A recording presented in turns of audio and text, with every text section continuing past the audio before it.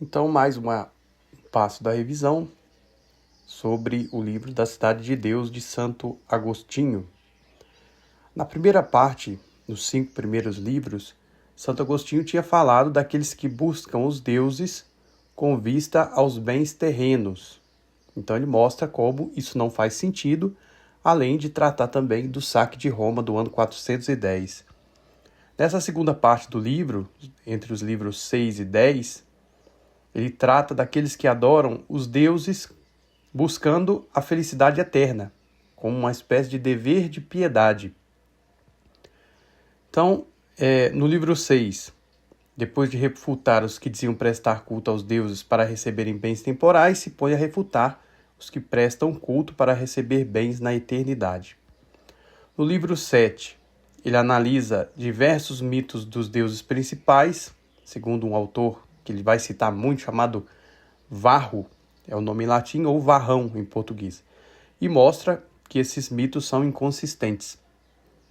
No livro 8, ele discute a teologia natural ou filosófica e a opinião das diversas escolas filosóficas. Tudo isso seguindo um pagão respeitável que era Varrão. E o livro 9, ele discute se existem demônios bons, como afirmam os platônicos, e se esses podem ser mediadores entre os deuses e os homens. E no livro 10, ele discute a questão da teurgia. Isso porque, nessa época de Santo Agostinho,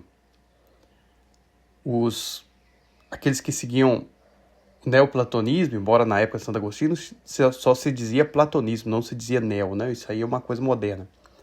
Mas se tinha cada vez mais a crença, a opinião de que o mero estudo, o mero intelecto não era capaz de religar o homem a Deus.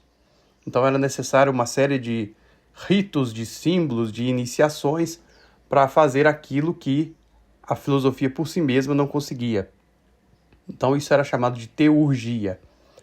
Então o livro 10, Santo Agostinho se coloca a discutir como a teurgia dos filósofos platônicos era insuficiente para purificar a alma. E ele coloca como alternativa, claro, a religião cristã. Então, livro 6. Santo Agostinho retoma um argumento do livro 4, em que ele diz que não faz sentido pedir a vida eterna a deuses que cuidam de coisas tão específicas, que não concedem nada de amplo e geral. No livro 4 ele tinha falado lá que para cuidar de uma simples porta, os romanos tinham 3 deuses. Um para cuidar da porta, outro para cuidar do batente e outro para cuidar da dobradiça. Então, se um deus sozinho não pode cuidar nem de uma porta, como que ele vai salvar o império? Então, aqui ele retoma dizendo que se esses deuses cuidam de coisas tão específicas, como que você vai pedir a ele uma coisa tão grandiosa como a salvação eterna ou a felicidade plena?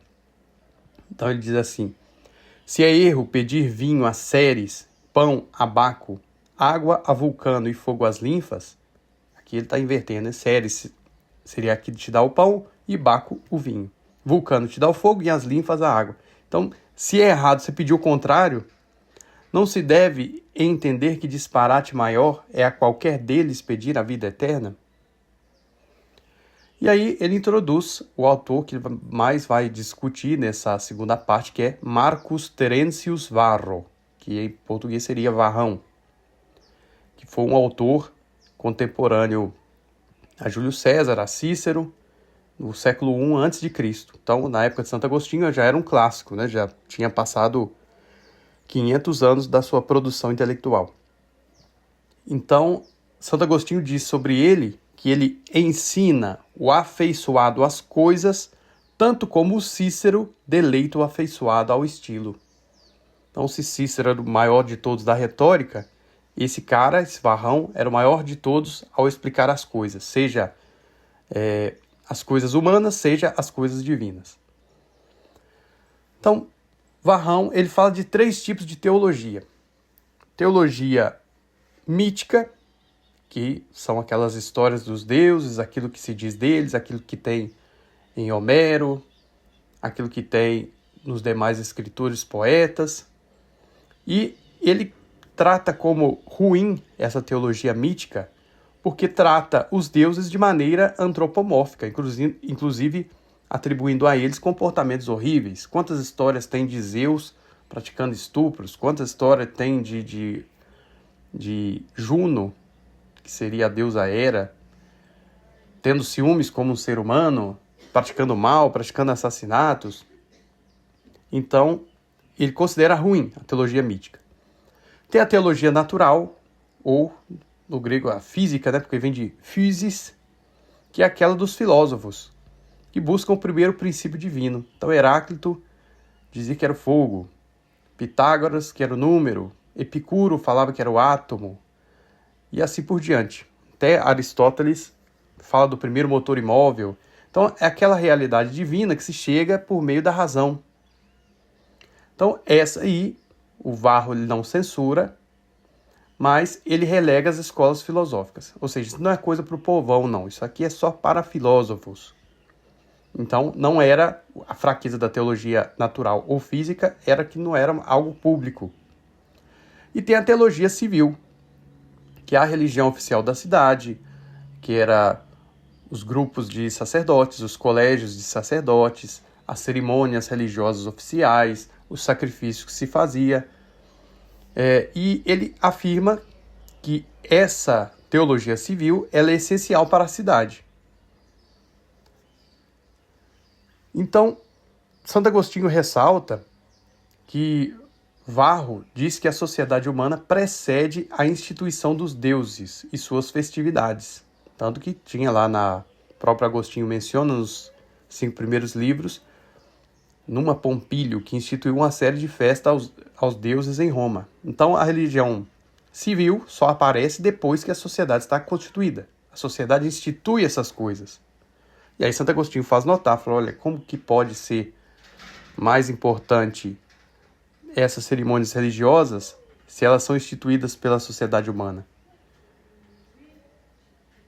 E aí Santo Agostinho diz assim, ninguém, por conseguinte, alcança a vida eterna pela teologia fabulosa, nem pela civil.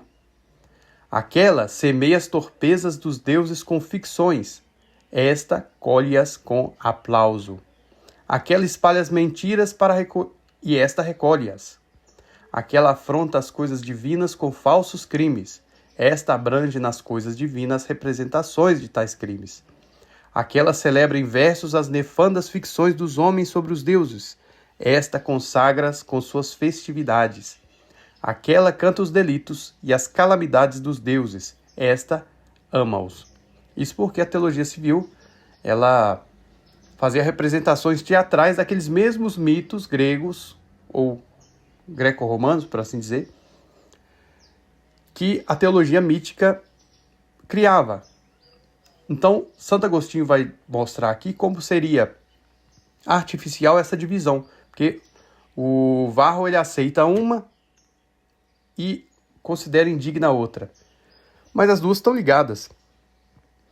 Então, Santo Agostinho ele recusa essa divisão entre teologia mítica, que seria ruim, e a civil, que seria séria.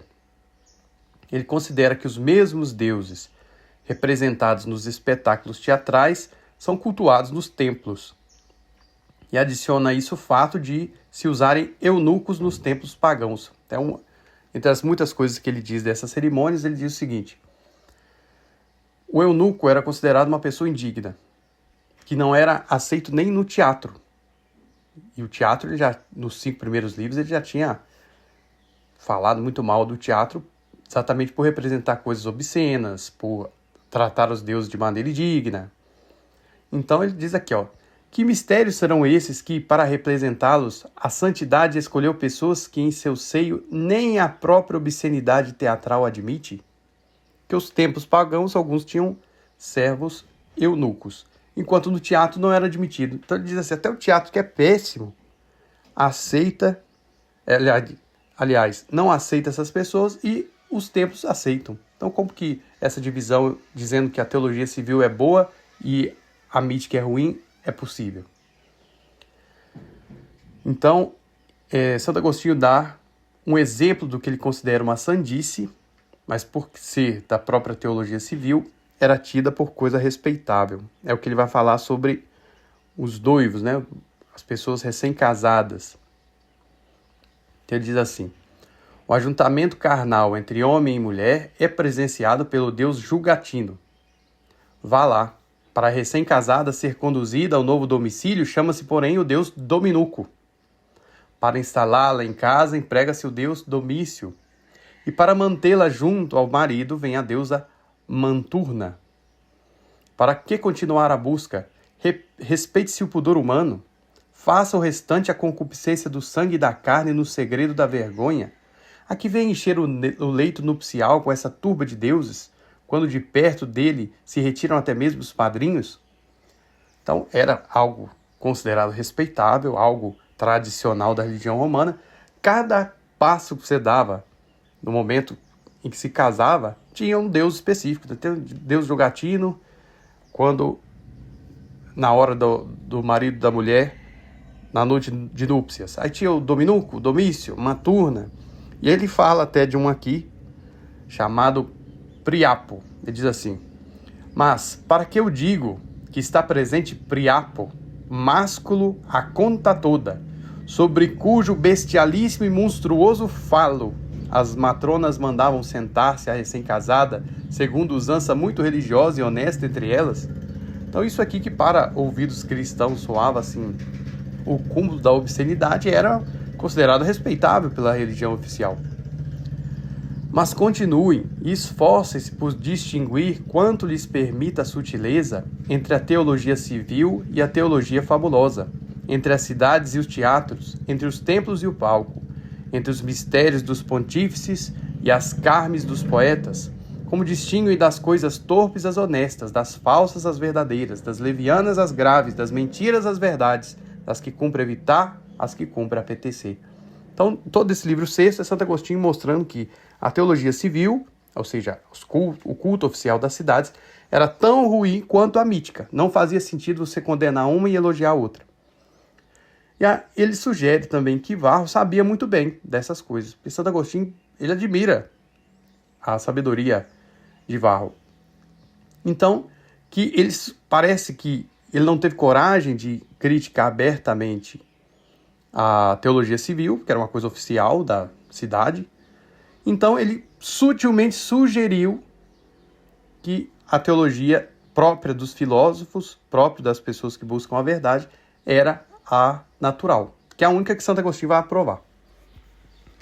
Ele diz assim: quem será estúpido ao extremo de não perceber que Varrão, ao investigar e expor com tanto esmero a teologia civil, ao provar-lhe a semelhança com a fabulosa, indigna e vergonhosa, e ao ensinar com farta evidência constituir parte daquela fabulosa, pretende apenas insinuar no coração dos homens a natural que diz própria dos filósofos? Então, para Santo Agostinho, tem ali sutilmente, Varrão, ele aprova com as palavras a teologia civil, mas condena nas entrelinhas. E aí, por fim, ele elogia Sêneca, dizendo que Sêneca teve a coragem de criticar seja os mitos, seja as cerimônias oficiais. Inclusive, ele cita um costume aqui que em alguns templos pagãos tinha determinadas pessoas que serviam as estátuas dos deuses como se fossem realmente pessoas. Então tinha uma mulher que ia lá e fingia pentear o cabelo da estátua. Tinha outro que era ator e se apresentava para a divindade. As pessoas faziam jantares, levavam comida para as estátuas. Então ele cita isso como algo ridículo e que Sêneca teve coragem de criticar. Então, termina dizendo que Sêneca advoga a teologia natural, que é dos filósofos, a única que o próprio Santo Agostinho enxerga algum valor. Livro 7, da Cidade de Deus de Santo Agostinho. Santo Agostinho estava explicando no livro anterior uma obra de Varro, ou em português Varrão. E nessa obra, na hora de fazer a distinção dos deuses, Varrão enumera uma série de deuses que ele chama de escolhidos. São os deuses principais, que são Jano, Júpiter, Saturno, Gênio, Mercúrio, Apolo, Marte, Vulcano, Netuno, o Sol, Orco, o pai Líbero, a Terra, Ceres, a Lua, Juno, Diana, Minerva, Vênus e Vesta. Esses eram os deuses principais, segundo Varrão, na sua época, né? Século I a.C. Então Santo Agostinho começa dizendo que a seleção desses deuses obedece a critérios de razão, aliás, obedece a critérios de fama, ou seja, qual que era mais popular, qual que era mais procurado, e não a critérios de razão ou de dignidade. Porque tem coisas que eram essenciais, como a vida, o sentido, a boa mente, a virtude, e que eram atribuídas a divindades obscuras, que não estão aí nesse grupo seleto. E esse grupo aí, às vezes, recebia encargos inferiores ou até ridículos. Então, isso mostra como a religião pagã era incoerente, era irracional. E, de fato, a religião antiga tinha a ver com costume. Verdade era algo buscado pela filosofia. Quem junta as duas coisas, pegando a busca da verdade e colocando na religião, é o cristianismo. Porque para os pagãos eram coisas distintas. Ele diz assim: no prólogo da Teologia Natural, o próprio Varrão diz pensar que Deus é a alma do mundo, chamado cosmos pelos gregos, e que esse mundo é Deus. Por isso pretendem que todos esses deuses seletos sejam o mundo. Uns o mundo inteiro, outros partes dele. O mundo todo é, por exemplo, Júpiter, partes dele, Gênio, a grande mãe, o Sol e a Lua, ou, por melhor dizer, Apolo e Diana. Algumas vezes um só Deus é muitas coisas, outras uma só coisa, muitos deuses. Então é a ideia que é como identificar Deus com o ser, né? Então, Deus está em tudo, que dá ser a tudo. Só que aí Santo Agostinho diz o seguinte: se tudo está repleto de Júpiter, então para que ele seja de fato rei dos deuses, é preciso que seja identificado com o próprio mundo. Mas nesse caso, os outros deuses não passam de partes do mundo, logo partes de Júpiter. E de fato, porque para que você vai ter Netuno, que é deus dos mares, se o mar é parte do mundo, logo é parte de Júpiter? Então Santo Agostinho mostra como a tentativa de salvar a mitologia grega, tentando interpretá-la de maneira filosófica, acaba criando essas contradições. E aí ele passa a dizer sobre a atribuição dos deuses aos astros, que os nomes permanecem até hoje, né? Se a gente pega o nome dos planetas, são nomes de deuses. Então ele diz assim: talvez esses deuses sejam as estrelas a que deram seus nomes, porque a uma estrela chamam Mercúrio e a outra Marte. Mas também existe uma chamada Júpiter, e todavia para eles Júpiter é o mundo. Ali também se encontra a mais resplandecente de todas, por eles chamada Vênus, e contudo querem que seja, além disso, a Lua. Quem não rirá às gargalhadas ao ouvir que Júpiter é o rei dos deuses e ver que sua estrela fica deste tamanhinho ante o resplendor da de Vênus? Deveria aquela superar em fulgor as demais, tanto quanto em poder Júpiter supera a todos? Respondem que parece assim precisamente porque o que parece mais obscuro se encontra mais acima e muito mais separado da Terra. Se a dignidade maior corresponde ao lugar mais elevado, por que Saturno está mais elevado que Júpiter? Então Santo Agostinho mostra que o próprio tamanho das estrelas não faz sentido se você pegar a ordem dos deuses. Que a estrela mais brilhante deveria ser o deus principal. Mas aí quando argumentam assim, mas o fato de Júpiter estar muito longe, a estrela dele é pequena, então é por isso que ele é mais distante, porque ele é o maior deus. Aí ele fala, bom, mas Saturno está mais distante que Júpiter, então por que não é a estrela que representa Saturno, não é Júpiter? Agostinho então analisa diversos mitos romanos e mostram que, seja sua interpretação literal, seja sua releitura filosófica, não fazem sentido. Ele critica, inclusive, um culto que ele tinha visto em Cartago, da deusa Terra, Telos, né? A Mãe Terra, a famosa Mãe Terra. E ele fala que nesses cultos havia a presença de sacerdotes eunucos. Então, ele considera uma prática vergonhosa, absurda, que um culto que exige a mutilação do corpo de alguém não pode vir do verdadeiro Deus. Ao invés de elevar o ser humano, esses ritos o degradam. E ele fala que muitos deuses adorados pelos romanos foram homens do passado elevados à categoria divina. Um exemplo muito claro é Rômulo, fundador da cidade. E depois do Império Romano começaram a fazer isso com os imperadores. Então, o Senado divinizou Júlio César, divinizou César Augusto. E ele mostra, segundo os historiadores greco-romanos da época, né, que falavam de Hércules, que viveu lá no passado, de Ísis, de outros deuses que depois foram, de outras pessoas que depois foram tomadas como deuses, mas que não eram. Então, esses mitos todos foram criados posteriormente de pessoas reais, que viveram e morreram normalmente igual todo mundo. Então, Santo Agostinho vê nisso um desvio, que as criaturas humanas foram transformadas em deuses quando só o Criador deve ser adorado. Varrão, ele reconhecia que os mitos eram cheios de incoerências, mas justificava que eles deveriam continuar sendo encenados e deveriam continuar sendo vividos nos templos da religião oficial, porque era um costume que os antepassados tinham instituído, então dava identidade, coesão a uma cidade. E aí Santo Agostinho diz que isso é errado porque não se deve preferir o costume ao invés da verdade. Então aqui a gente vê claramente o choque entre as duas concepções de religião. O cristianismo, que colocou a busca da verdade dentro da religião, e o paganismo, que a religião tinha mais a ver com símbolo, com poesia, com ritos, com costume, e a verdade era uma coisa relegada à filosofia. Então, para cada aspecto da vida, o paganismo multiplicava deuses diferentes, gerando um panteão confuso e desnecessário. O cristianismo supera esse problema, criando uma distinção fundamental. Um é o Deus eterno, onipotente e criador de todas as coisas, e tudo mais é criatura.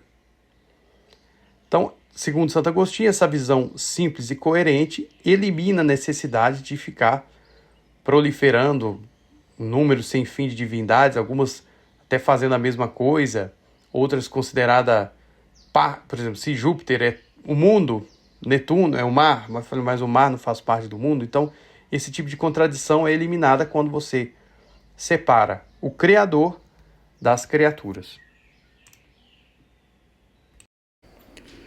Oitavo livro da Cidade de Deus, de Santo Agostinho.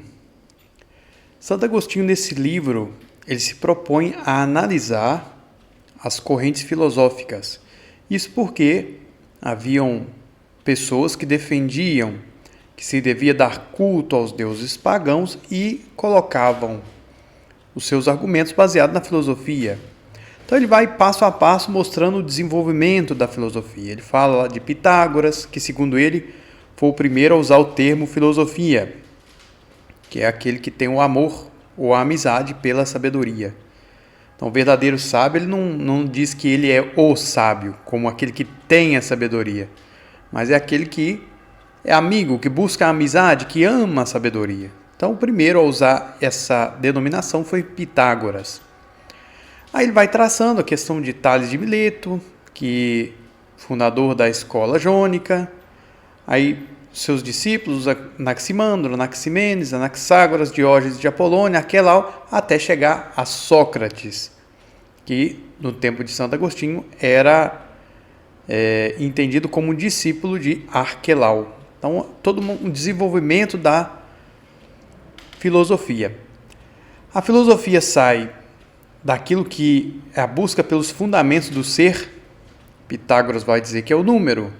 Tales de Mileto vai dizer que é uma espécie de água, não é essa água, obviamente não é essa água que a gente vê, né, normal, que a gente chama de água, mas é uma espécie de substrato de todas as coisas que ele chamava de água. Aí Anaximandro vai dizer que é o áperon, e até que chega Sócrates e vai, segundo Santo Agostinho, deslocar a natureza da filosofia para a ética e a vida humana. De fato, Sócrates, daquilo que sabemos dele, porque ele não escreveu nada, né, estava interessado no que é a justiça, no que é o bem, em como agir bem, em como chegar à verdade. Então, há esse deslocamento do universo em torno para o ser humano. Isso é realizado por Sócrates. Então, Santo Agostinho, ele fala disso, né, que Sócrates estava preocupado com os costumes e a vida moral humana, sobre o ser humano, como ele poderia ser bom, como ele poderia ser justo, como ele poderia encontrar a verdade.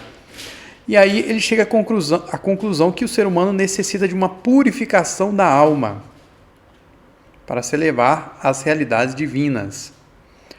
E Santo Agostinho fala da habilidade de Sócrates no uso da dialética, que Sócrates tem seu método, né? Ele ia perguntando à pessoa e ia mostrando como aqueles primeiros pensamentos que a gente tem, aquelas primeiras crenças irrefletidas que a gente tem, muitas vezes estão erradas. Então Sócrates, através da pergunta e da ironia, ele ia mostrando como todos nós somos ignorantes. É dele aquela famosa frase, só sei que nada sei. Porque a realidade fundamental do ser humano é a ignorância. Então só pode ser sábio aquele que conhece a própria ignorância.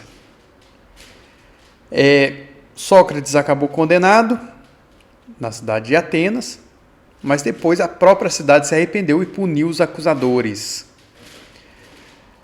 A vida de Sócrates levou a uma forte influência a seus seguidores, porque Sócrates mesmo não escreveu nada. Então Santo Agostinho menciona Aristipo, que buscava a felicidade, o sumo bem, aquilo que a gente deve buscar, porque Sócrates dizia que devemos agir bem, que devemos purificar nossa alma. Mas qual é o objetivo disso? Aqui estamos buscando, qual a finalidade? Aristipo vai dizer que é o prazer. Antístenes, outro discípulo de Sócrates, vai dizer que é a virtude. E aí chega o principal discípulo de Sócrates, que Santo Agostinho coloca quase um pedestal, né? Quase que é o pai da igreja oculto, que é Platão. Então, Platão é o principal discípulo de Sócrates, superou todos os seus contemporâneos pela inteligência e pelo esforço em aperfeiçoar a filosofia, palavras de Santo Agostinho. Santo Agostinho fala que ele viajou para o Egito, que ele conheceu a Itália. Então, ele soube não apenas pegar aquilo de bom que tinha em Sócrates, mas aprendeu também princípios dos pitagóricos. Nos seus diálogos, ele coloca Sócrates como um personagem, que é o personagem principal, que leva as pessoas a chegar à verdade. E ele integra as dimensões práticas e contemplativas da filosofia. Se anteriores a Sócrates estavam preocupados com o mundo, como é feito o mundo, e Sócrates deslocou isso para o ser humano, Platão ele consegue abranger as duas coisas. E aí ele divide a filosofia entre moral, que se relaciona à ação e aos costumes, natural, voltada à contemplação das causas, e racional, discernimento do verdadeiro e do falso. Então, essa tripartição da filosofia, Santo Agostinho diz que vem de Platão. E Santo Agostinho afirma que em Platão encontra-se a intuição de que Deus é a causa do ser, a luz da razão e a ordem da ação. Então, se a filosofia fala de moral, Deus é a ordem da ação. Então, como agir ordenadamente? Agir segundo Deus. Então, o fundamento da moral é Deus. Se Deus é a causa por excelência, né? É a causa do ser, então a filosofia natural chega a Deus. E se Deus é a luz da razão, o discernimento do verdadeiro e do falso, de certa forma, está relacionado com Deus. Então, Santo Agostinho vai mostrando como Deus é uma espécie de cúpula que reúne tudo aquilo que é importante na filosofia. Tudo que é importante na filosofia, quanto busca da verdade, aponta para Deus. E Santo Agostinho fala de algo que deve ter chamado muito a sua atenção na filosofia platônica, que é a ideia de que uma coisa existe e atua, e não só isso, mas como é mais perfeita, sem corpo. Santo Agostinho ele passou pelo maniqueísmo. Os maniqueus achavam que tudo tinha corpo. Deus tinha corpo, tudo. Não existe nada que exista e que não tenha algum tipo de corpo, ainda que um corpo sutil. Se a gente pensa, por exemplo, a chama de uma vela, aquilo é material, mas é uma matéria sutil, não é como uma pedra, uma terra. Tudo é matéria para os maniqueus. E uma coisa que levou Santo Agostinho, uma das causas que levou Santo Agostinho a se desiludir com o maniqueísmo foi quando ele encontra o platonismo. Quase que a filosofia platônica foi para Santo Agostinho uma espécie de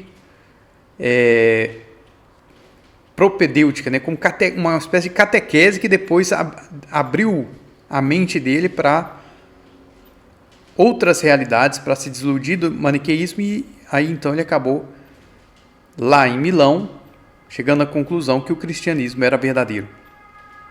Mas, então, qual é essa concepção platônica que chamou tanta atenção de Santo Agostinho? O fato de que as ideias existem, são objetivas, mas elas não têm corpo. Que diversas coisas participam, por exemplo, do belo, da beleza, é uma coisa que a gente percebe. Tudo participa da beleza, mas a beleza a gente não vê. Que diversas coisas participam do bem, a gente consegue perceber. Mas o bem a gente não consegue ver onde está. Não tem corpo, não está localizado num lugar. Então, essa ideia de um ser que não é corporal, que não é sensível, vem de Platão e dos platônicos. Então, isso é uma grande contribuição de Platão para a filosofia e que chamou extremamente a atenção de Santo Agostinho. Então ele diz aqui, distinguiram o sensível, sujeito à mudança, do inteligível, superior e mais perfeito, concluindo que deve existir uma forma primeira e imutável, princípio de todos os seres. Isso que Santo Agostinho aqui atribui a Platão e que é mais claramente percebido em Aristóteles, que era discípulo de Platão e que se definia a si mesmo como platônico, né? Embora tenha uma filosofia um pouco diversa. Então, Santo Agostinho diz que os platônicos alcançaram naturalmente um conhecimento de Deus como criador e causa de tudo, visível na ordem e beleza do mundo. Na filosofia moral, os platônicos, se a gente olha os outros discípulos de Sócrates, Aristipo dizia o bem e o prazer. Então a gente tem que agir de modo a alcançar o maior prazer possível. Antístenes dizia que a virtude. A virtude é algo próprio da alma, a alma é superior ao corpo, logo é a virtude que a gente tem que buscar. Platão ele junta as duas coisas. Ele não diz que não é apenas o corpo, mas também não é só a alma. Ele diz que a finalidade da ação, segundo Santo Agostinho, é Deus. Enquanto alguns filósofos buscaram a felicidade no corpo ou na alma, Platão ensinou que o verdadeiro bem é viver de acordo com a virtude, algo que só é possível conhecendo e imitando Deus. Então, a sua ação não é a virtude por si mesma, nem a busca do bem do corpo por si mesmo, mas é a imitação de Deus. Então, a felicidade consiste em desfrutar de Deus, não como se desfruta de coisas sensíveis ou de amizades, mas como os olhos desfrutam da luz. Por isso, filosofar é amar a Deus, e somente nesse amor e fruição do sumo bem encontra-se a verdadeira e plena felicidade. Então, Santo Agostinho é como se ele fizesse um silogismo, né? O filósofo é o amigo da sabedoria. A sabedoria, no sentido forte da palavra, por antonomasia, né? É Deus. Logo, filósofo é aquele que é amigo de Deus. Então ele afirma, Platão estabeleceu que o fim do bem é viver de acordo com a virtude, o que pode conseguir apenas quem conhece e imita a Deus, e que tal é a única fonte de sua felicidade. Eis porque não teme dizer que filosofar é amar a Deus, cuja natureza é incorpórea. Ora, o verdadeiro e soberano bem é Deus mesmo, dilo Platão. Por isso quer que o filósofo tenha amor a Deus, pois se a felicidade é o fim da filosofia, desfrutar de Deus, amar a Deus é ser feliz. E isso aqui Santo Agostinho vai marcar profundamente os escritos de Santo Agostinho. Nesse mesmo livro da Cidade de Deus, ele é muito cético em qualquer tipo de felicidade plena nesse mundo. Qualquer felicidade plena é impossível nesse mundo. Impossível. Isso fica claro nos outros sermões, outros livros dele também. Então não se busca felicidade plena desse lado do céu, por assim dizer. Felicidade plena só na vida eterna, contemplando Deus face a face. Qualquer coisa nesse mundo, ela é sempre passageira. Seja a felicidade, seja o prazer, seja a tristeza, seja a dor. Tudo é contingente, é passageiro. Ele especula se Platão chegou a essa conclusão por si próprio ou se ele teve contato com os profetas. Porque se a gente pega outros padres da igreja, até Santo Agostinho chega a dizer isso em outros livros anteriores, que Cidade de Deus é um livro da maturidade de Santo Agostinho. Então, ele chega a pensar, anteriormente, e outros padres da igreja também fizeram, que Platão, quando foi ao Egito, se encontrou com o profeta Jeremias. Mas aqui na Cidade de Deus, ele refazendo as contas, ele viu que não, que Platão é mais recente que Jeremias, quase 100 anos. Então, não é possível que ele tenha encontrado Jeremias. Mas não é impossível que ele tenha tido contato com as escrituras hebraicas. Mas, de toda forma, aí Santo Agostinho lê platonicamente a Bíblia, né? Nada mais comum nos padres da igreja do que isso. Ele diz assim: ademais, nada existe mais claro nas sagradas letras que o que Platão diz, a saber, que o que ama a Deus é filósofo. É maxime aquilo que a mim quase me induz a dar assentimento que Platão não fosse alheio a esses livros. Então aqui ele está dizendo que ele acha que é o mais provável que Platão conhecesse de alguma forma as Sagradas Escrituras hebraicas.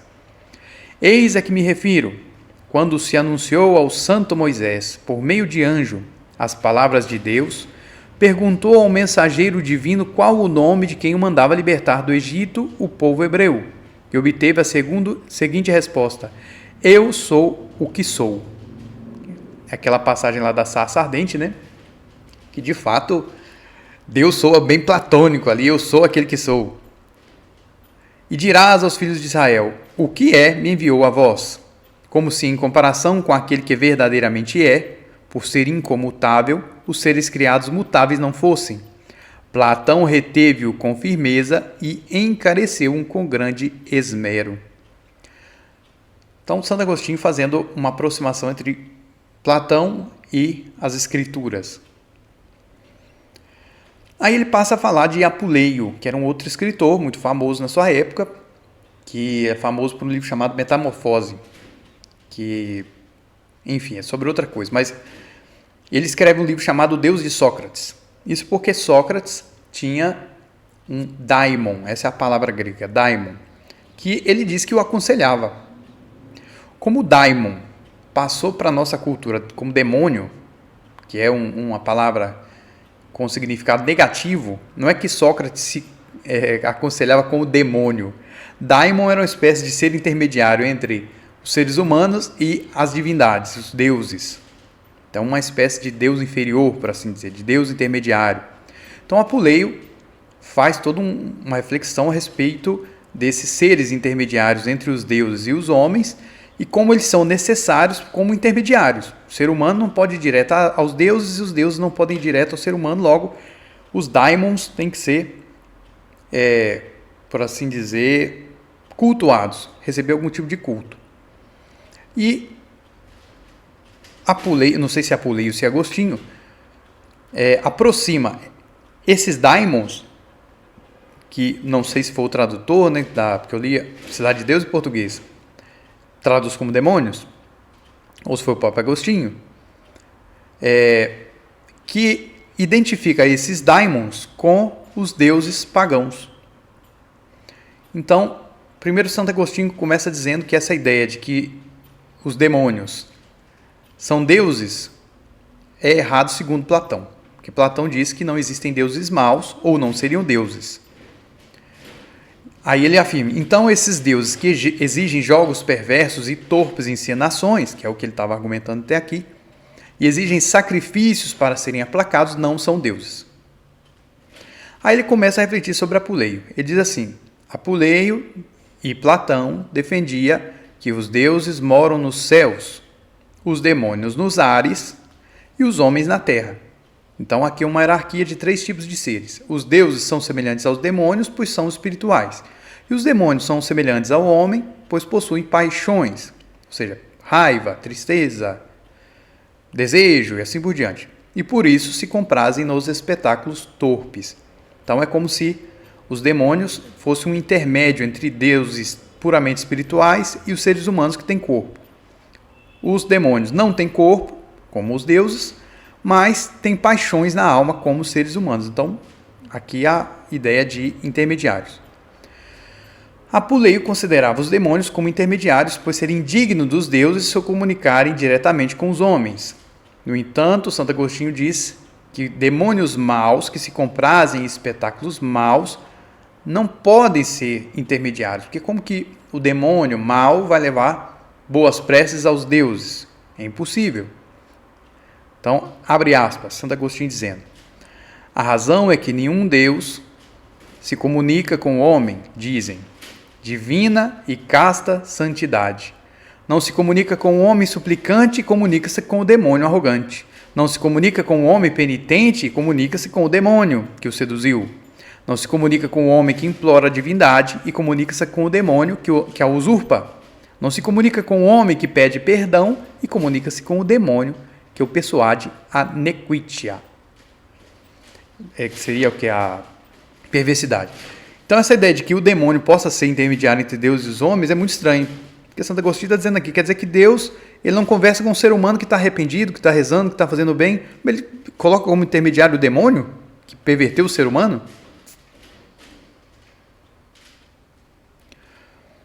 E aqui, Santo Agostinho faz referência a um escrito atribuído a um tal de Hermes Trismegisto, que é uma figura lendária que deu nome a esses escritos que eram chamados também de corpos herméticos, por causa disso, né? É uma espécie de junção de um deus egípcio chamado Thoth e o deus grego Hermes. Então, esses escritos provavelmente surgiram ali entre o século II e III, da Era Moderna, né, na época romana do Egito, e Santo Agostinho cita esse Hermes Trismegisto como se fosse, de fato, um autor.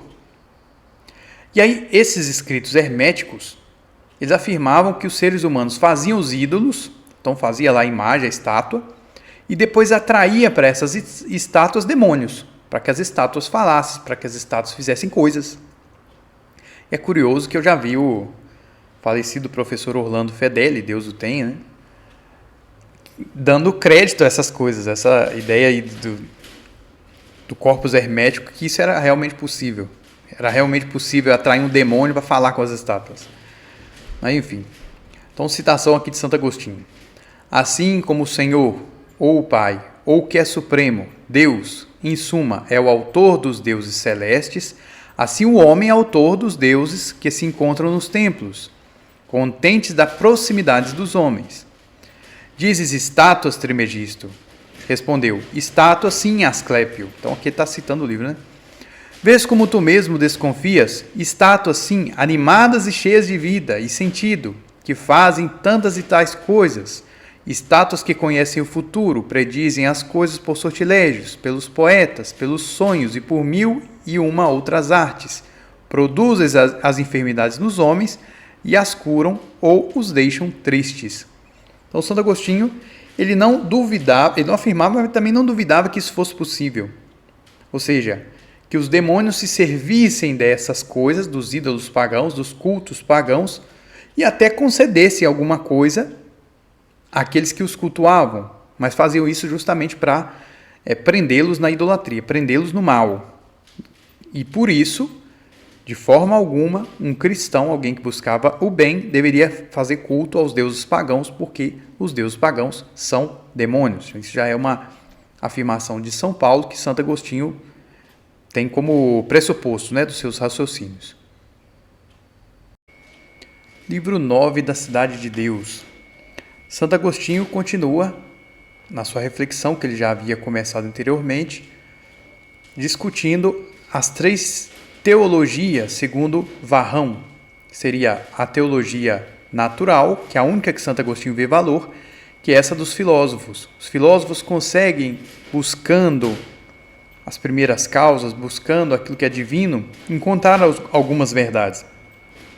E ele não vê valor, seja na teologia cívica, por assim dizer, aquela teologia que estabelece os cultos oficiais da cidade, seja na teologia mítica, que é aquela das histórias de Homero, de Hesíodo, etc. Então aqui ele continua a sua exposição.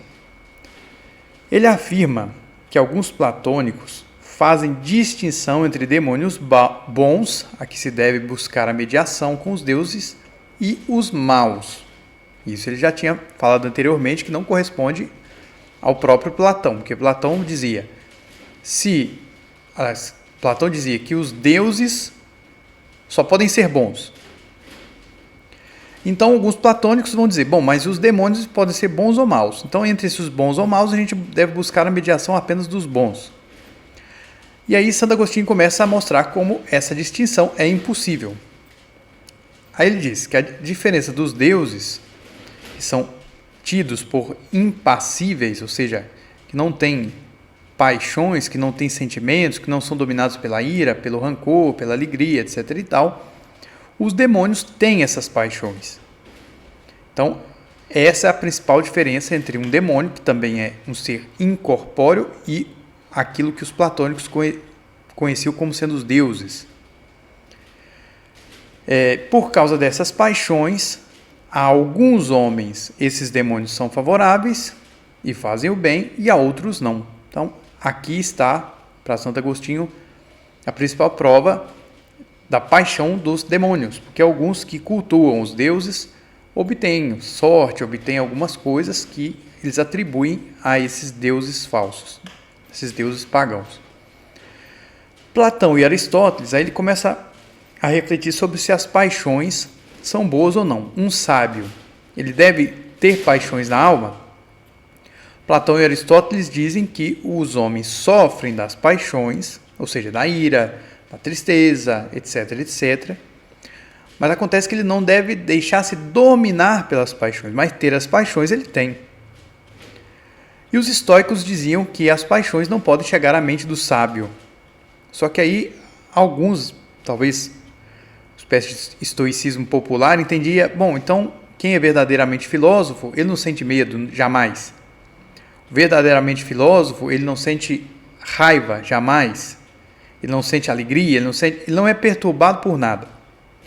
Mas Santo Agostinho vai lá em Epicteto, e através dele nos primeiros estoicos, Zenão, etc., e mostra como, na verdade, os estoicos diziam a mesma coisa que os platônicos. Quando eles diziam que o sábio não tem paixões, significa que o sábio não se deixa dominar pelas paixões. Não está dizendo que o sábio não sente nada. Não é que ele não sente raiva, ele não se deixa dominar pela raiva. Não é que ele não sente medo, ele não se deixa dominar pelo medo. E aí ele conta uma história de um autor chamado Aulo Gelio, que era estoico, de um filósofo que estava... Agora eu não me recordo aqui se era o próprio Aulo Gelio que estava no navio. O navio estava para afundar, uma tempestade horrível. E aí esse filósofo ficou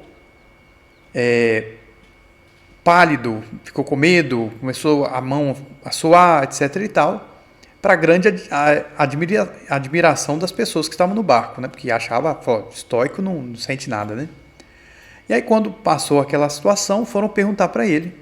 E aí esse filósofo explicou, falou, não é que o estoico ele não sente o medo, ele não sente a raiva, porque isso é impossível, isso não está na liberdade do ser humano. A questão é que ele não se deixa dominar. Sendo assim, Agostinho conclui seja para Platão e Aristóteles, sejam os estoicos, em relação a isso dizia a mesma coisa. E aí ele afirma, abre aspas, não há necessidade de apresentar com profusão e esmero o que as escrituras divinas, manancial da religião cristã, ensinam sobre as paixões. A Deus submetem o espírito para que o auxilie e dirija, e as paixões ao espírito para que as modere e refreie, de modo que se convertam aos usos da justiça. Ou seja, assim como os filósofos diziam, temos que submeter as nossas paixões, a ira, a raiva, a tristeza, etc, etc, etc, à razão. As escrituras dizem o mesmo. Só que as escrituras complementam, e nós devemos submeter a razão a Deus, que aí está a ordem perfeita. Nossa doutrina, continua Agostinho, não procura saber se a alma religiosa entra em cólera, mas pergunta-lhe o porquê da cólera. Não procura saber por que está triste, mas pergunta-lhe a causa da tristeza. Não procura saber se anda temeroso, mas pergunta-lhe o objeto do temor. Insurgir-se contra o pecador para corrigi-lo. Afligir-se com o aflito para consolá-lo. E temer pelo que se encontra em perigo para que não pereça. Quem, considerando o bem, o repreenderá? Então ele mostra, fala, segundo a reta razão e segundo Deus, as paixões não são más. E isso aqui ele não diz, mas o próprio Jesus teve essas paixões. Lá no Horto das Oliveiras ele diz, né, minha alma está triste até a morte. Ele chorou por Lázaro. Na expulsão dos vendilhões do templo ele demonstrou a santa ira. Então se o próprio Jesus tinha as paixões é porque elas não são más. E é a conclusão que chega a Santo Agostinho. Aí ele diz o seguinte, Cícero em louvor de César, entre todas as suas virtudes, nenhuma existe mais admirável e mais grata que sua misericórdia. Que é a misericórdia, se não certa compaixão da miséria alheia? Então, a misericórdia é uma certa paixão da alma. É você sentir tristeza porque o outro está mal, né? Porque o outro está na miséria. Nascida em nosso coração, que se podemos nos força a socorrê-la, esse movimento interior serve à razão, por isso que é boa. Então, a misericórdia é uma paixão da alma, de certa forma, mas é boa porque serve à razão. Quando se faz a misericórdia de tal maneira que se conserva a justiça. Então, a misericórdia sozinha não necessariamente é boa. Mas, se conserva a justiça, então ela é boa. Quer quando se dá ao necessitado, quer quando se perdoa o penitente. Cícero, mestre da arte de falar, não vacilou um instante, sequer em chamá-la virtude. E os estoicos não se envergonham de enumerá-la entre os vícios. Porque a misericórdia, de certa forma, você está deixando a miséria do outro mexer com o seu mundo sentimental, por assim dizer, seu mundo psíquico. Então os estoicos não consideravam isso bem, não. O estoico mesmo, ele deveria ser indiferente à miséria alheia, analisando aquilo apenas com a razão. E Santo Agostinho vem dizer que não. Que você sentir compaixão do outro é uma paixão da alma, mas que ela é boa se ela não atenta contra a justiça. Aí ele continua mais para frente. Contudo, de acordo com os ensinamentos de Zenão e de Crísipo, principais cabeças da escola do Pórtico, ou seja, dos estoicos, que estoar é pórtico, significa pórtico, né? Porque os estoicos são aqueles que se reuniam embaixo do pórtico. Admitem semelhantes paixões na alma do sábio, que querem, por outro lado, livre de todos os vícios, donde se segue que não as consideram vícios, quando sobrevêm ao sábio, porque nada podem contra a virtude da alma e da razão. Não há, por conseguinte, nenhuma diferença real entre os discípulos de Platão e Aristóteles e os de Zenão. Então, conclui aqui dizendo, né? Desde que a paixão da alma não te force a ir contra a razão, ela não tem problema nenhum. Você continua sábio tendo a paixão da alma, porque é uma coisa incontrolável. E como eles estão dizendo a mesma coisa e brigavam, né? Então ele conclui assim, mas, como diz Cícero, é coisa velha o disputarem os gregos acerca de nomes, mais desejosos de contenda que da verdade. Então aqui ele vai citar Plotino. Plotino é uma grande referência para Santo Agostinho. Ele não lia grego, então ele conheceu Plotino, pela tradução e depois sistematização de um filósofo pagão chamado Porfírio, que escreveu em latim, traduziu para o latim. E Santo Agostinho gostava tanto de Plotino e de Porfírio, deve dizer, mais à frente vai citar Porfírio também, que no finalzinho da vida, quando ele estava próximo da morte, já estava doente, o biógrafo dele, chamado Possídio, que era um diácono, conviveu com ele 40 anos, depois se tornou bispo, ele que escreveu a vida de Santo Agostinho. Então ele diz assim que no finalzinho da vida ele ficava repetindo uma frase de Plotino. Veja como Santo Agostinho tinha assim no coração mesmo, né, as coisas que Plotino dizia. Tinha ele como um grandíssimo sábio, apesar dele não ser cristão. Então a frase era: não será sábio quem considerar grande coisa a queda da madeira e das pedras e a morte dos mortais. Então é uma espécie de maneira de afugentar o medo da morte, né? Então ele ficava repetindo essa frase segundo Possídio. Então o que diz Santo Agostinho a respeito de Plotino? Então Plotino diz que a mortalidade do corpo humano é sinal da misericórdia de Deus, porque dá à alma a possibilidade de se libertar das misérias desta vida pela morte. Então Plotino considerava que o ser humano, a parte melhor do ser humano é a alma. E a alma tinha que retornar a Deus, e ele propunha esse retorno a Deus por meios intelectuais. A alma está esquecida de Deus, esquecida do uno, do bem. Então ela tem que retornar para lá. Por isso, para quem concebe a vida humana assim, a morte é uma misericórdia, é uma coisa boa, porque ela está libertando a alma para a alma retornar a Deus. Já os demônios, com todas as paixões humanas, mas presos a corpos imortais, não têm essa saída, por isso são mais infelizes que os homens. Sua miséria nunca acaba, pois o corpo eterno perpetua o cativeiro. Então, Plotino pensava no corpo dos demônios uma espécie de corpo sutil, que não é feito de matéria corruptível. Então, como não se dissolvia nunca, não vinha nunca a morte, e logo eles estavam no cárcere eterno, por assim dizer, né?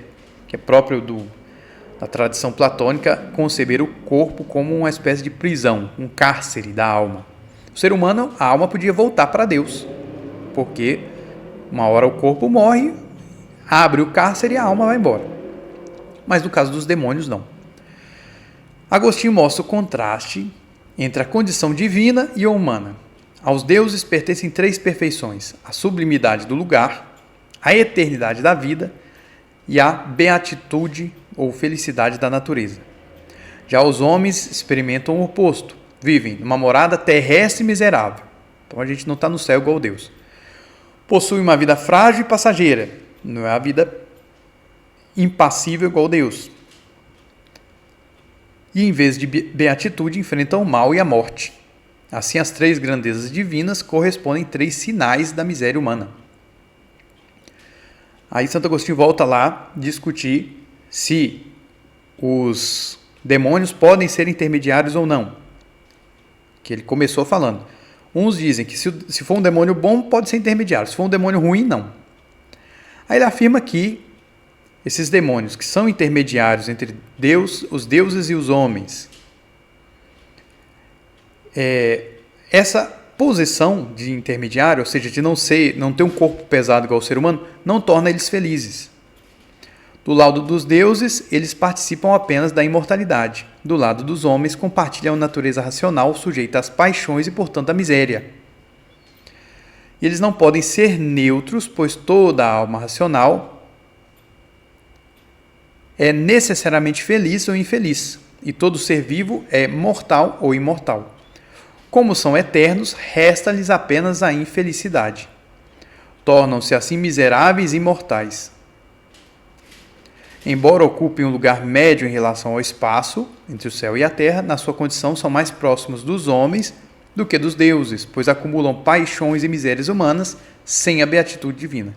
Então, Santo Agostinho chega à conclusão que os demônios estão piores do que nós, que eles não têm a felicidade divina e não morrem. Então é uma infelicidade que nunca acaba.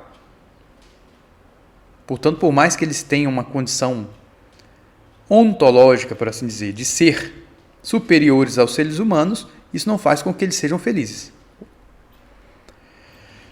Então, quem é o verdadeiro intermediário? Quem é o verdadeiro mediador? como não poderia deixar de ser, Santo Agostinho apresenta Jesus, o perfeito mediador entre Deus e os homens. Diferente dos anjos bons ou maus, que não podem reconciliar a imortalidade e a felicidade com a mortalidade e miséria humana, Cristo se fez homem sem perder a divindade. Então ele tem as duas dimensões, né? Ele pode morrer como ser humano, mas por outro lado ele é eterno como Deus. Ele sofre a fraqueza da carne, mas por outro lado ele é impassível enquanto Deus. E por isso ele consegue vencer a morte pela ressurreição. Então ele tem uma condição que nenhum outro ser é capaz de ter. Assim ele torna possível que os homens mortais e miseráveis alcancem a imortalidade e a bem-aventurança eterna. Os anjos maus apenas impedem o caminho para a felicidade. Os bons não podem intermediar, pois já são bem-aventurados. Então nem os anjos podem intermediar igual Jesus. Cristo, porém, unindo-se à humanidade, torna acessível a união direta com Deus, libertando os homens da mortalidade e da miséria e levando-os à comunhão com a Trindade. E aqui, Santo Agostinho diz: a verdade repele a opinião que o platônico Apuleio atribui a Platão. Nenhum Deus se mistura com a humanidade. Isso aqui é uma concepção muito neoplatônica, né? Os médio-platônicos, ou seja, os platônicos da época do Império Romano, depois de Cristo, por assim dizer, não os platônicos, Platão, tinham essa ideia de um Deus tão transcendente, tão superior, que não se relacionava de forma alguma com a matéria. Isso é próprio de todos os médio-platônicos, inclusive de Apuleio.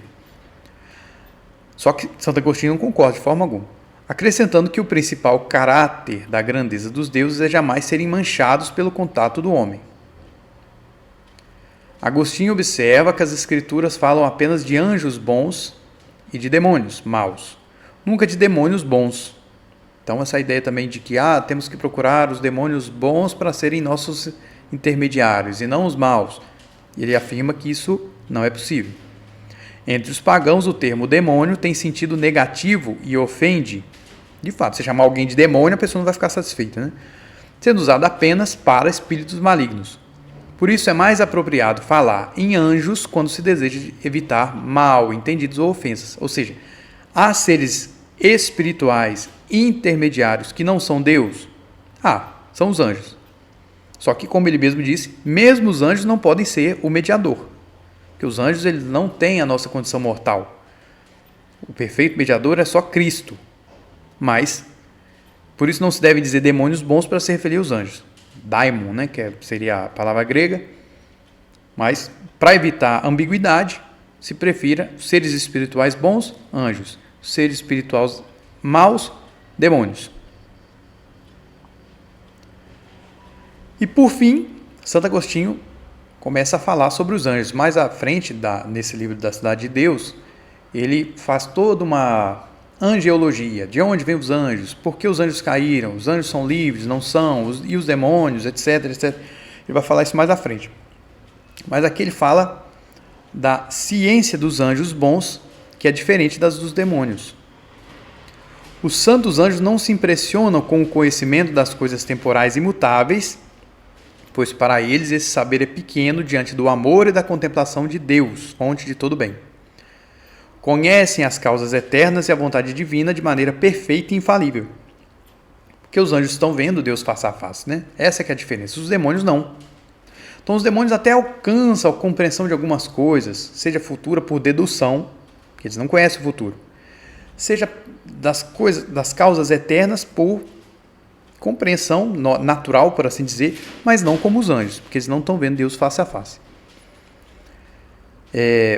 Então, os demônios apenas percebem alguns sinais temporais e podem prever certos eventos futuros, mas sempre de forma limitada e imperfeita. Da mesma forma que a gente pode, prever uma crise econômica, ou prever uma chuva, prever uma coisa assim, mas é uma forma limitada e imperfeita de prever.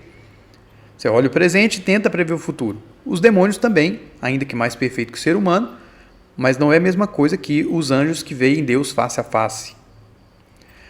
Então, assim, enquanto os demônios se concentram em poderes e sinais do mundo mutável, os anjos participam da eternidade e da beatitude, contemplando plenamente a Deus e a sua sabedoria. Então, apesar de seres com ontologias semelhantes, os demônios e os anjos, a maneira de conhecer é diferente, porque os anjos estão vendo Deus face a face. Então, aqui o último livro da primeira parte, que é essa parte mais apologética de Santo Agostinho. Os 5 primeiros livros ele quer refutar o culto aos deuses pagãos por aqueles que cultuam esses deuses buscando bens deste mundo. Do livro 6 ao livro 10, ele faz um ataque ao culto aos deuses pagãos, criticando aqueles que querem cultuar esses deuses pagãos para terem bens eternos, para se reunirem com Deus, etc. e tal. Aí lá no começo, no livro 6, ele fala de um pensador romano chamado Varrão, que ele tem 3 níveis de teologia, daquilo que ele chama de teologia. A teologia dos mitos, que o próprio Varrão critica, porque atribui aos deuses coisas falsas, coisas ruins. Tem a teologia cívica, que Varrão considera boa, mas Santo Agostinho diz que isso é uma incoerência, porque a teologia das cidades, os cultos oficiais, encenavam peças de teatro, espetáculos que tratavam os deuses da mesma maneira que os poetas, da mesma maneira que Homero atribuía aos deuses assassinatos, adultérios, etc., o culto às cidades também. Então, Santo Agostinho aponta isso que é uma incoerência. E ele fala da teologia natural da palavra grega physis, que era a teologia dos filósofos, os filósofos que buscaram qual é o fundamento da realidade, quais são as realidades divinas. Santo Agostinho vê nessa teologia valor, já que parte da razão, e a razão nos leva a Deus de certa forma. Mas aí ele vem criticando diversos filósofos na sua maneira de pensar que ele considera erradas e que, segundo a fé cristã, estão erradas. Então, aqui no livro 10, ele começa dizendo assim: é pensamento unânime de todos quantos podem fazer uso da razão, que todos os mortais querem ser felizes. Isso aqui, todos os mortais querem ser felizes. Aristóteles fala isso na Ética Nicômaco. Mas quem é feliz? Como tornar-se feliz? Eis o problema que a fraqueza humana propõe e provoca numerosas e intermináveis discussões. Os platônicos afirmam que apenas Deus pode conceder essa felicidade mediante a união da alma com Ele. Aqui, se a gente for lembrar Plotino, aquela ideia de que a alma se separou de Deus, que se encarnou, né? Está presa na carne agora, e por isso ela se esqueceu de Deus. Então a filosofia é esse processo que vai ajudar a alma intelectualmente a se ligar a Deus de novo. E que depois, com a morte, essa alma que viveu de maneira virtuosa, ela retorna para Deus. Santo Agostinho explica que o culto devido a Deus, que os gregos chamam latria, é distinto de servidão ou obediência aos homens. Isso por quê? Porque em grego você tem essas palavras distintas. Você tem latria, você tem dulia. Dulia é que gera a palavra doulos. Doulos é servo. Então, servir alguém, ser servo de alguém, é dulia. Latria é uma coisa específica de Deus. É um culto específico aos deuses na concepção grega. Dulia não. Dulia pode ser um serviço ao seu pai e à sua mãe, pode ser um serviço ao rei, um serviço à nação, um serviço à cidade. Tudo isso é dulia. Então, Santo Agostinho, vendo que no latim as palavras eram equívocas, ele adota essa palavra de origem grega, latria, para se referir ao culto apenas a Deus. Inclusive, em português, nós temos essa ambiguidade, porque a gente usa adorar para Deus, eu adoro Deus. Mas a gente, por exemplo, usa adorar para falar eu adoro comer chocolate, ou eu adoro um filme, ou eu adoro a minha mãe. Então, em português é uma palavra equívoca, mas em grego, latria é apenas referida a Deus. E ele também salienta a dificuldade da língua latina que não tem uma palavra única para culto divino, esse culto de latria. Aí, discutindo ainda os termos, fala de religião, de piedade, que na língua latina é diferente daquilo que os gregos chamam de religião e de piedade. E aí ele passa a falar de Plotino. Então, Santo Agostinho explica que Plotino fala sobre uma iluminação soberana. Tanto os anjos quanto os seres humanos, os anjos aqui no pensamento de Plotino, esses seres intermediários, encontram felicidade na intuição de uma luz inteligível que é Deus. Nenhuma alma, nem mesmo a do universo ou dos bem-aventurados, gera sua própria luz. Todas participam da luz divina para serem perfeitas e felizes. Deus é comparado ao sol e a alma à lua. A luz da alma vem da sua participação na luz superior. Então, o que isso quer dizer? Plotino afirma o seguinte: ele desenvolve as doutrinas de Platão, as doutrinas não escritas de Platão. Então ele parte do uno. O uno é pleno e vive contemplando a si mesmo. O uno não precisa de nada exterior a si, ele é perfeito. Depois do uno, você tem o nous, que seria, talvez a tradução melhor seria intelecto. Esse intelecto é onde estão aquilo que Platão falava das ideias, as ideias de todas as coisas, a ideia de bem, a ideia de justiça, a ideia de tamanho, a ideia de relação, a ideia de cavalo, a ideia de luz, a ideia de tudo. Ser humano está nesse nous. O nous está contemplando o uno. Então o nous em si mesmo ele não tem a luz. Ele é iluminado, por assim dizer, pelo uno, porque ele está contemplando o uno. Do nous, você tem então aquilo que ele chama de alma do mundo. Plotino chama essas três realidades, que, como platônico, tudo aquilo que é imaterial é de certa forma divino, pode-se dizer divino. Então essas três realidades divinas, ele chama de hipóstases, que é uma palavra utilizada pelos teólogos lá do século IV para falar de Pai, Filho e Espírito Santo. Plotino, lá por volta do ano 250, 260, usava para essas três realidades, o uno, o nous e a alma do mundo. E a alma do mundo é que governa a matéria. Então a matéria está aqui na parte mais distante do ser pleno, que é o uno. A parte mais divisível, a parte mais frágil. Então, o uno ilumina o nous, que ilumina com a luz do uno a alma do mundo, e a matéria recebe a sua forma, das ideias que estão contidas no nous e que são organizadas pela alma do mundo. Então veja que é como é o exemplo do Sol e da Lua. A Lua não tem luz própria, ela recebe a luz do Sol. Assim, tudo que existe vem recebendo a sua existência, a sua luz, por assim dizer, do Uno. É isso que Santo Agostinho está referindo aqui. E aí ele vai fazer aproximações a essas ideias platônicas com aquilo que ensina a fé. Então, ele usa, por exemplo, a comparação com a mensagem do Evangelho de João, que diz assim que João Batista não era a luz, mas testemunhava a luz verdadeira que ilumina todo homem. Assim como a matéria não é o uno, ela recebe luz do uno.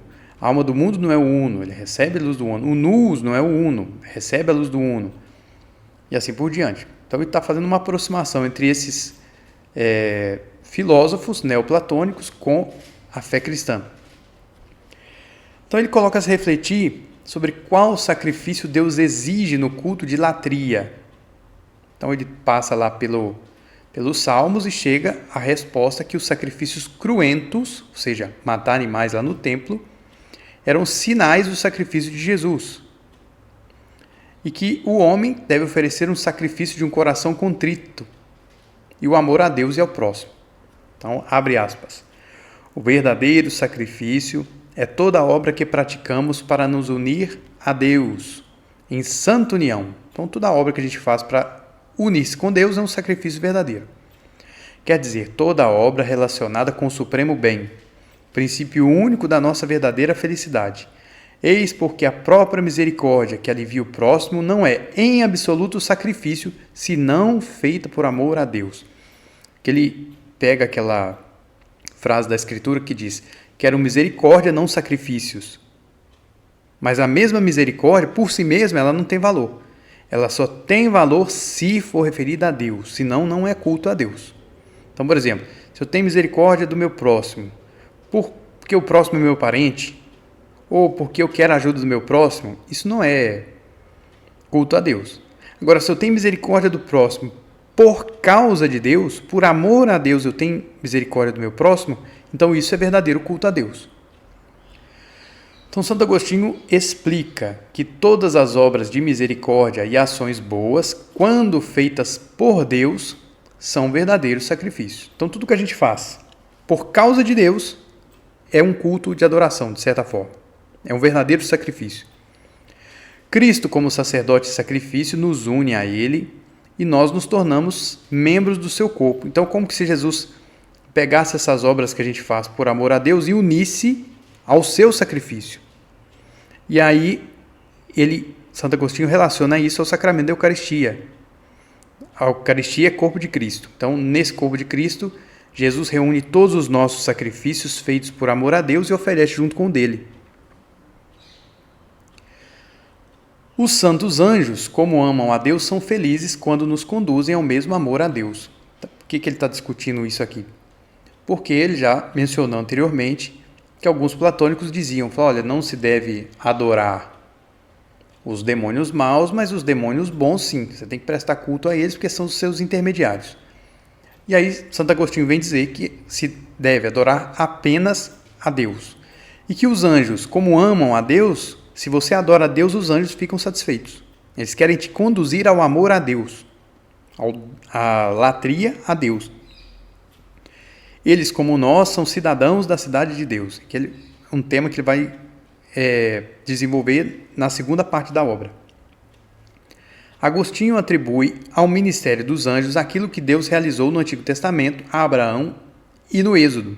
Todas aquelas revelações, os 3 anjos que se encontraram com Abraão lá na tenda, a revelação feita a Moisés, ele atribui isso ao ministério dos anjos. Aí ele fala de Porfírio. Santo Agostinho fala apesar de Porfírio ser anticristão, ter escrito obras contra o cristianismo, Santo Agostinho fala com muito respeito de Porfírio. Parece que ele considerava assim, uma pessoa inteligentíssima, um grande filósofo. E ele que tinha sido tradutor de Plotino. Então, Santo Agostinho conhece Plotino por causa dessas traduções de Porfírio. Então, esse Porfírio, assim como outros neoplatônicos depois de Plotino, que Plotino, como eu já afirmei, dizia assim, para chegar, a alma se esqueceu de Deus, ela tem que retornar a Deus e ela faz isso por meio do intelecto. Então, é uma ascese intelectual para retornar ao uno. Porfírio e outros neoplatônicos vão dizer que só isso não basta. O ser humano não consegue, pela sua própria razão, retornar ao uno. Que é necessário uma série de práticas esotéricas, práticas religiosas, práticas simbólicas, para ligar o ser humano a Deus. E o nome disso é teurgia.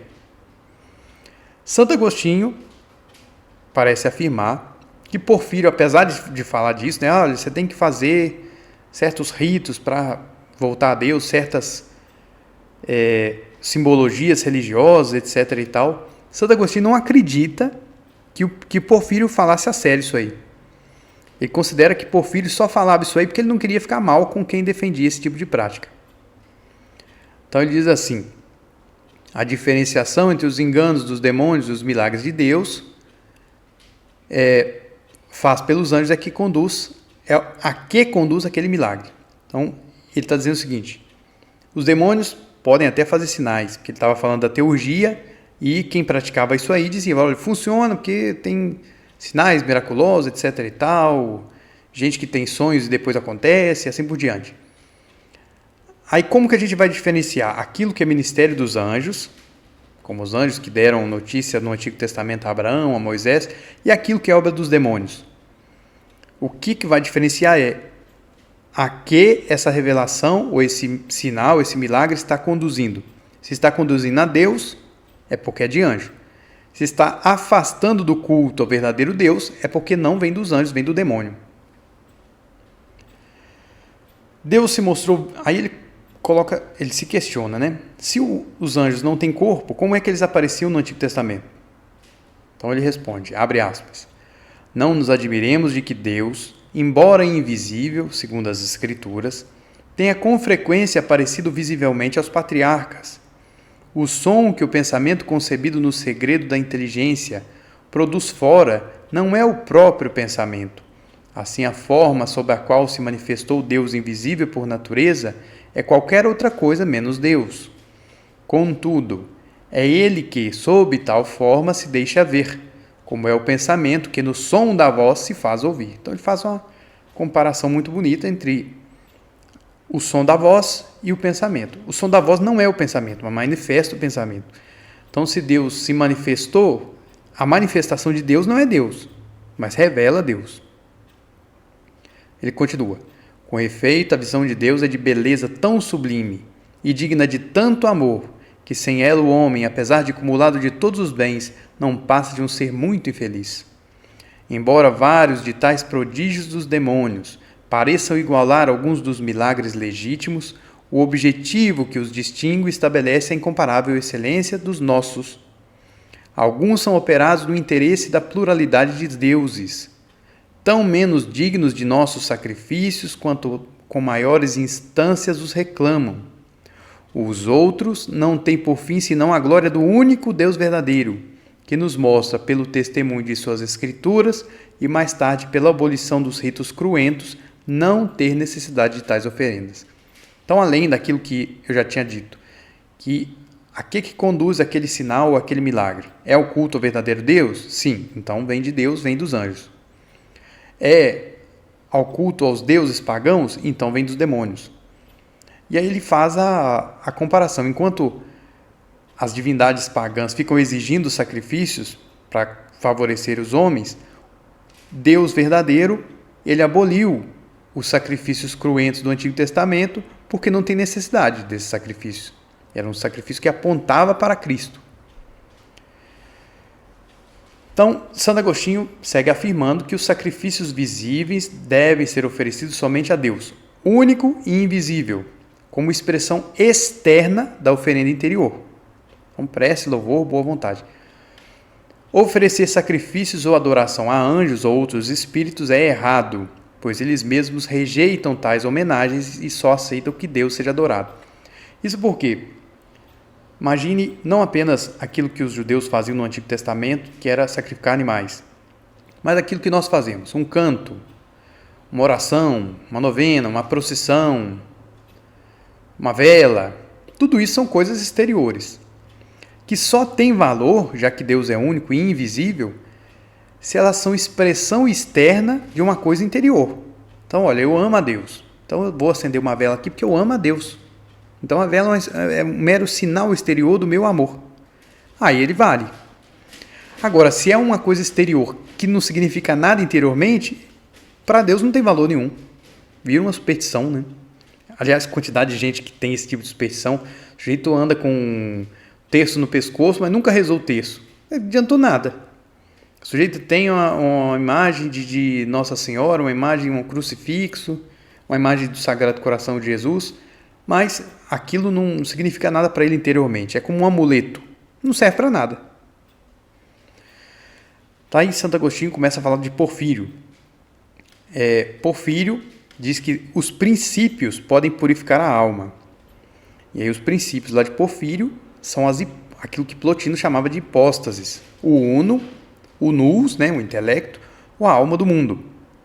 Então, Santo Agostinho ele faz essa comparação dessas hipóstases de Plotino com o Pai, o Filho e o Espírito Santo, que é o nome que os teólogos gregos escolheram para falar do Pai, Filho e Espírito Santo, foi hipóstase. Então, abre aspas. Por conseguinte, o princípio único, não os princípios, como dizem os platônicos, purifica o homem. Aqui uma coisa que os platônicos não tinham, a ideia de que Deus uno e trino. Então, como eles não tinham essa ideia de Deus unitrino, eles falavam de três princípios distintos. Santo Agostinho diz, é o princípio único, Deus, mas sujeito a invejosas potestades de que se envergonha, mas não se atreve a atacar com inteira liberdade.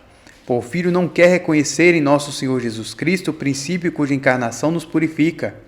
Despreza-o na carne, de que se reveste para o sacrifício expiatório, mistério profundo e inacessível à soberba. Então, Deus único, que é Pai, Filho e Espírito Santo, se fez carne.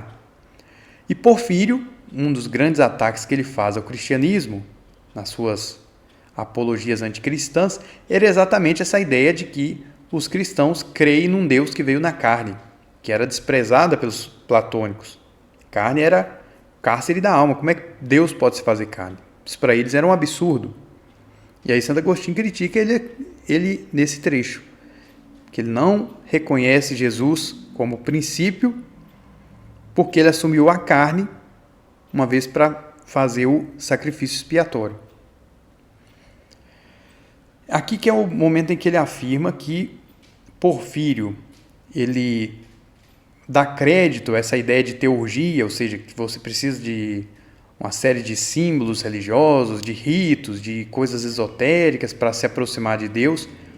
Agostinho não acredita que Porfírio, que ele tem assim, por uma pessoa tão inteligente, tão elevada, ele realmente acredite nisso. Para ele simplesmente falava essas coisas porque ele tinha vergonha de dizer, de contradizer os seus colegas de filosofia.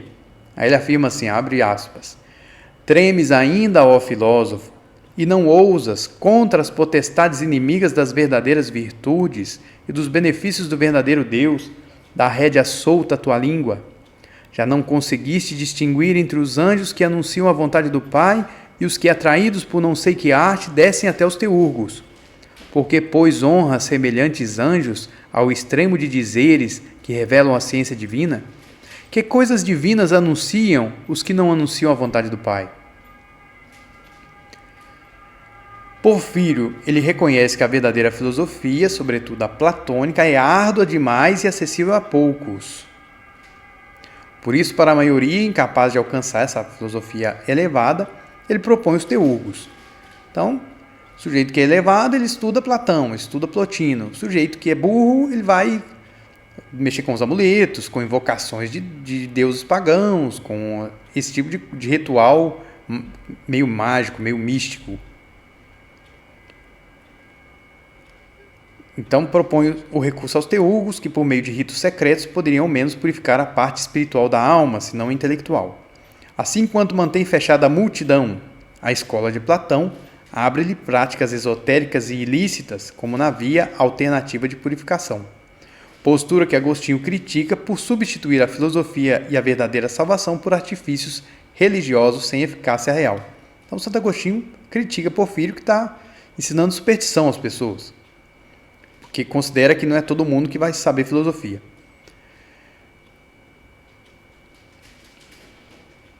E aqui, no finalzinho desse livro 10, Santo Agostinho fala sobre a reencarnação.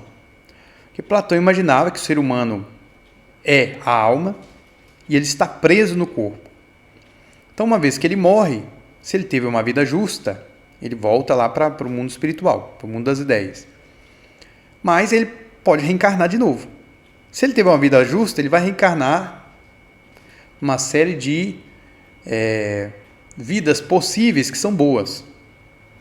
Se ele teve uma vida injusta, se ele não procurou a virtude, ele pode reencarnar, por exemplo, no escravo.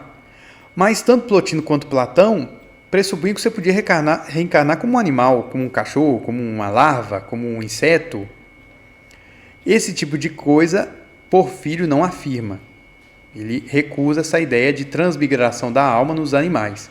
E, obviamente, a fé cristã rejeita completamente essa ideia que o ser humano é uma alma que fica trocando de corpo.